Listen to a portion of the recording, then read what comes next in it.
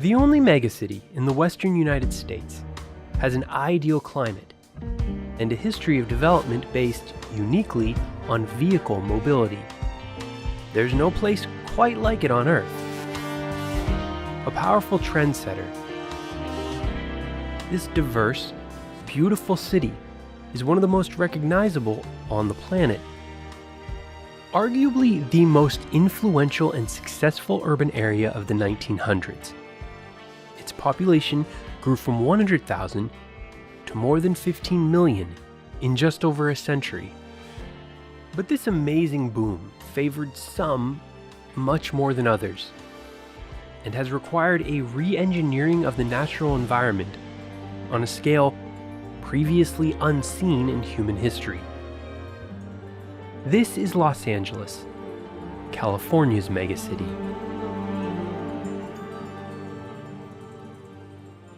Close to the beach, but not directly on the coast, the area along the Los Angeles River was home to the Chumash and Tongva indigenous peoples when it was claimed in 1781 by Spain, who recruited 11 families to come from what is now the state of Sinaloa in Mexico.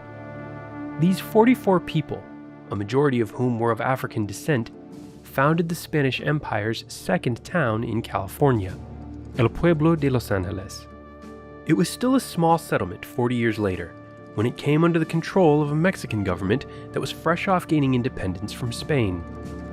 The Catholic mission system was out, replaced by the cattle-raising culture of wealthy rancheros. But just a few years later, the United States won the Mexican-American War, and in 1848, California officially became a U.S. territory. The discovery of gold in the north grabbed headlines across the country. With people rushing in from all over and lawlessness running rampant, residents badly wanted the stability that came with official American statehood. But before the U.S. Congress could act, the delegates at California's Constitutional Convention took it upon themselves to settle the two most vexing issues facing any aspiring state at that time. First, they decided what their own borders would be, and second, on the slavery question, voted unanimously to join the Union as a free state. Congress was so eager to gain such a vast area rich in resources and extend the Union across the continent to the Pacific that they accepted the Californians' terms and granted them statehood in record time as part of the Compromise of 1850. With its broader security and governance issues settled, the humble settlement on the Los Angeles River quickly grew into a city of more than 100,000 by 1900. This population explosion was in part thanks to the construction of two major railways, the Transcontinental connecting LA to San Francisco, and the Santa Fe between LA and Chicago, allowing easier long-distance ground transport of both passengers and goods. One of the main industries drawing workers to Los Angeles was petroleum. By 1923, California was the country's largest oil producer and accounted for 1/4 of the entire world's output. Film production was also taking off. Sunny Hollywood allowed for year-round shooting. By 1921, all the major studios were based in LA and had a monopoly, with 80% of the world's films made there. The other industry that California is perfect for is agriculture. And by the first half of the 20th century, Los Angeles County was among the most valuable croplands in America. There was just one thing holding the region back. Its Mediterranean ecology didn't provide enough water. So in 1907, LA voters approved a bond measure to begin construction of an aqueduct to bring water south from the Owens Valley, 233 miles away. This deal was highly controversial, and some desperate farmers whose fields were suddenly dry used violence in vain to disrupt the aqueduct. But it was no use. LA's thirst would be quenched. This compelled many adjacent cities and communities to join Los Angeles to gain access to its water, including the valuable seaport of Wilmington and San Pedro, absorbed by LA in 1909. Between 1910 and 1940, LA incorporated Hollywood, the San Fernando Valley, and many other areas. Securing a reliable water source for a population of millions enabled the city of Los Angeles to expand its borders. But it was a confluence of additional factors that took the growth of the entire region to a whole other level, quickly transforming the basin into the thriving, sprawling, one-of-a-kind megacity that is modern LA. The sheer amount of land available to develop played a major role. If you think about Manhattan Island and the narrowness of that piece of land, or even San Francisco as a peninsula, Los Angeles has those natural boundaries in the mountains and the ocean, but the scale is much, much bigger. Prior to 1900, most Angelenos got around on foot or by horse-drawn carriage. To paint this picture, here's Belle Collins, who grew up in 1880s Los Angeles. Main Street had a sidewalk which was wooden. It was just wooden planks laid down, and it was all unpaved and dusty in the summer and frightfully muddy in the winter. Around the turn of the 20th century, Los Angeles underwent a transportation revolution. The electrified trolley, also known as the streetcar or intra-urban, was fast, cheap, and reliable, and it carried passengers up off of those dirty, bumpy roads. One man in particular had just the right combination of experience in the railroad industry and money to transform the entire region.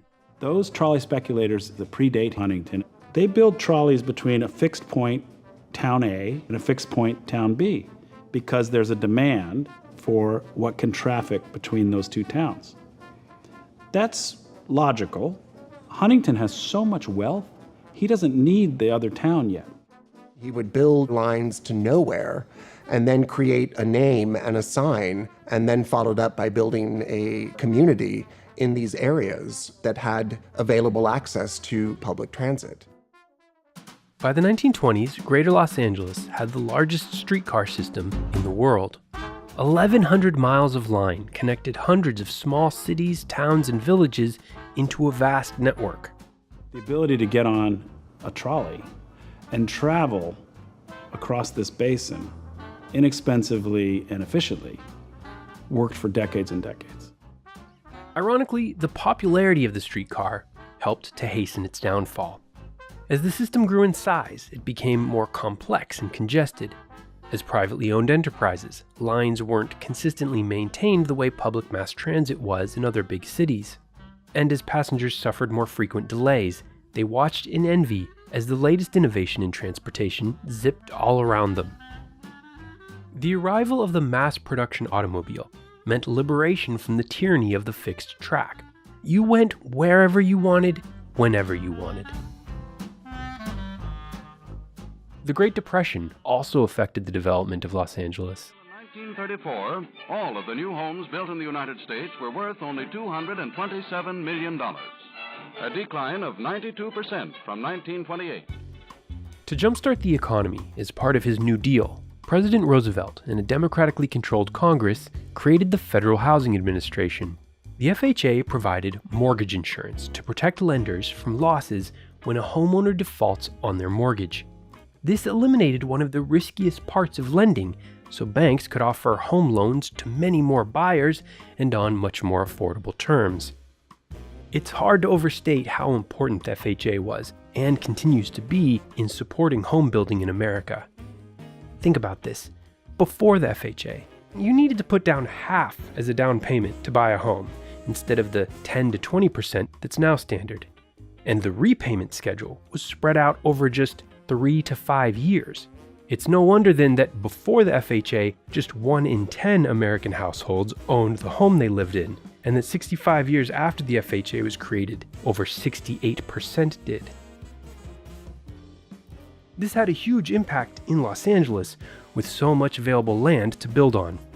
And with the dream of owning a detached home within reach for middle-class workers in LA's booming aircraft, rubber, automotive, and oil industries, the population of the county surpassed 2 million before the Second World War.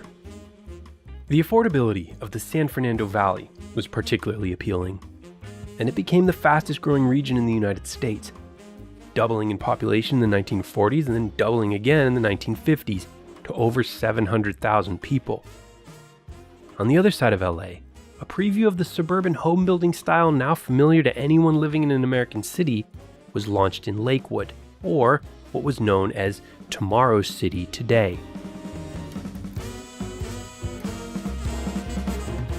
Every day, 4,000 workers completed at least 50 homes in a giant outdoor assembly line. That was roughly one dwelling completed every 10 minutes. Unfortunately, the FHA did much more than trigger a housing construction boom. By only ensuring a certain type of home, it shaped what kinds of houses would be built, where they would be constructed, and even who would buy them. It prioritized detached, new-built houses on wide streets and cul-de-sacs, preferring expansiveness over density, and favored places near arterial roads rather than public transit. As a federal agency operating at the height of the Cold War, the FHA was not immune to issues of national security.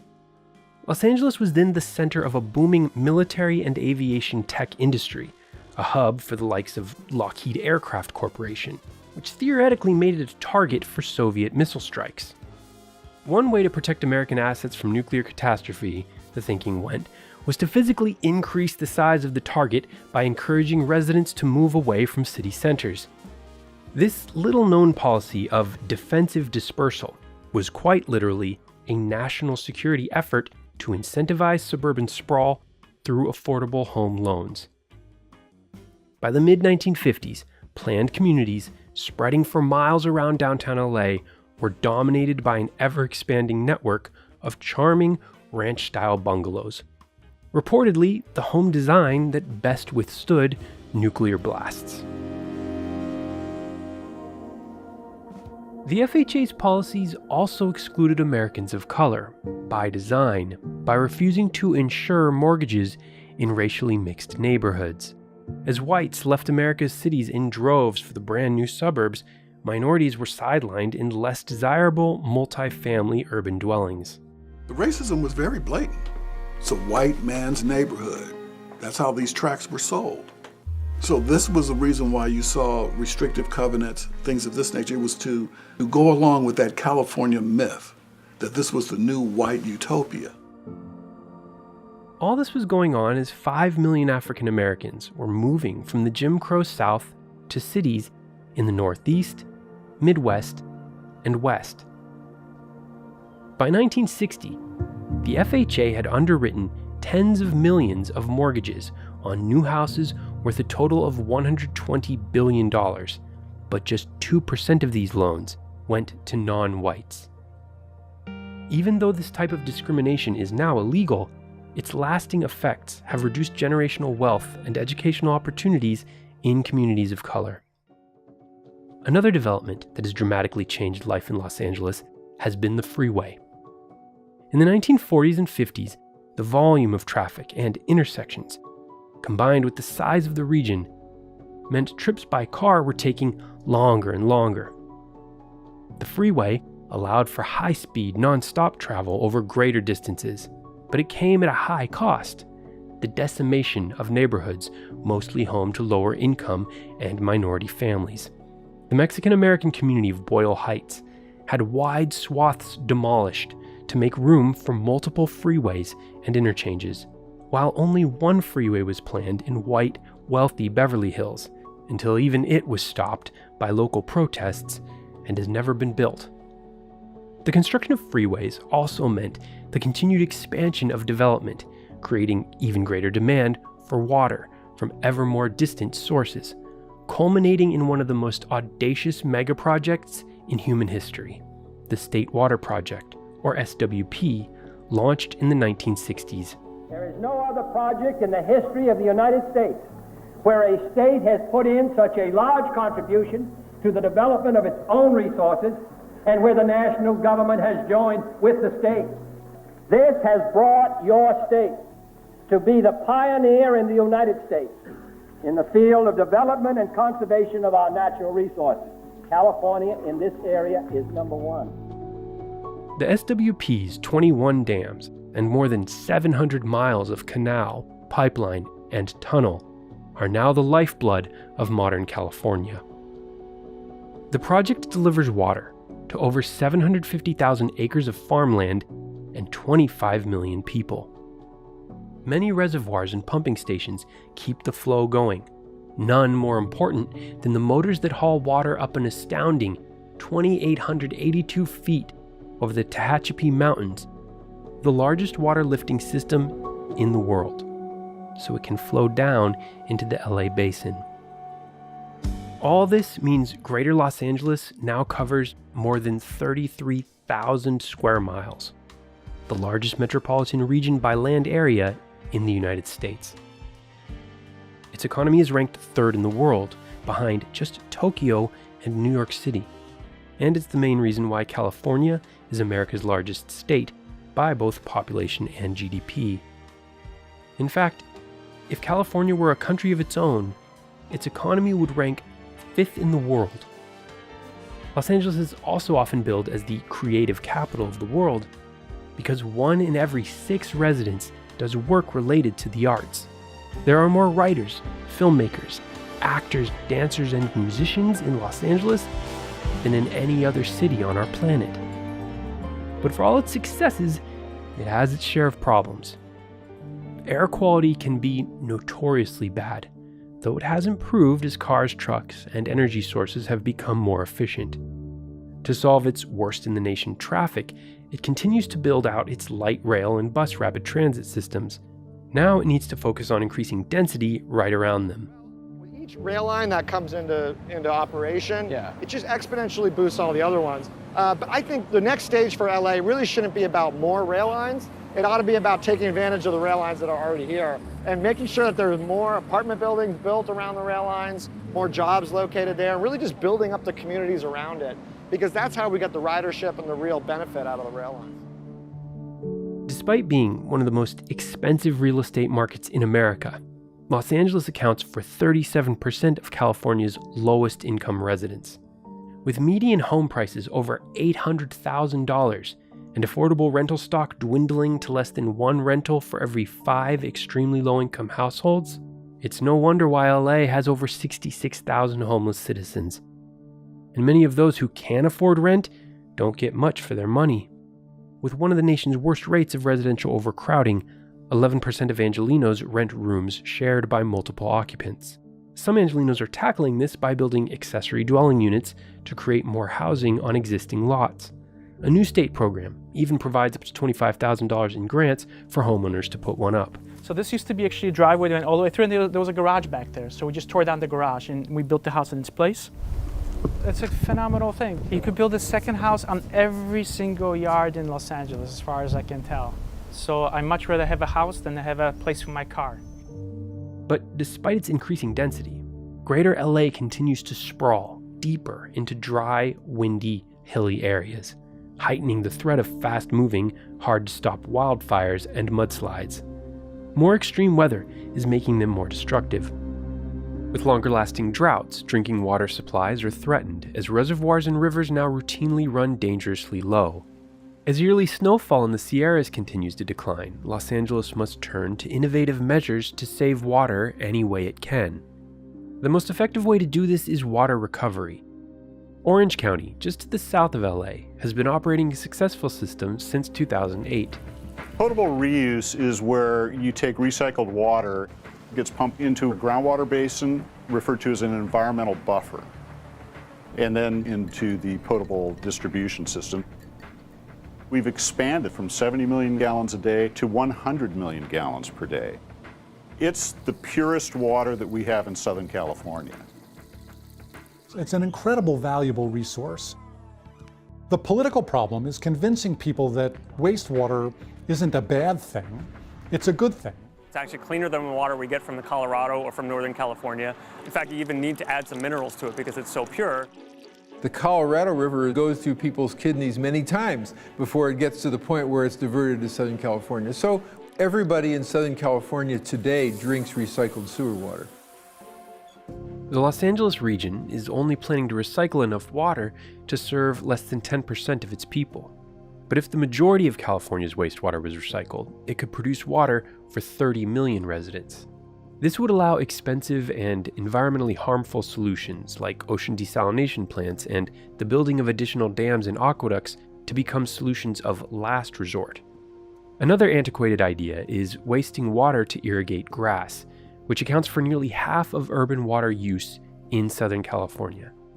Programs to incentivize residents to switch to natural landscaping resulted in the removal of more than 200 million square feet of irrigated lawn in the last period of mandatory water restrictions. California's network of emergency management agencies are already under intense pressure to prepare for imminent environmental disasters, with the most difficult being the big one. The earthquake everyone knows is coming, but are powerless to stop. According to the USGS, California currently has a 99% chance of at least one 6.7 or greater magnitude quake in the next 30 years. A 6.6 mag in 1971 killed 65 people and caused over $500 million in damage. This motivated the state to update building codes and retrofit older structures, but even with these improvements, a high magnitude quake in the network of faults that runs beneath downtown LA would likely have devastating effects on citywide infrastructure, rupturing gas lines, downing power lines, sparking fires, cutting off water, and making many roads and freeways impassable. But these threats are unlikely to change the fact that, for many, LA is the most desirable place to live in the entire world. The advantage this megacity has to attract the world's best and brightest will continue.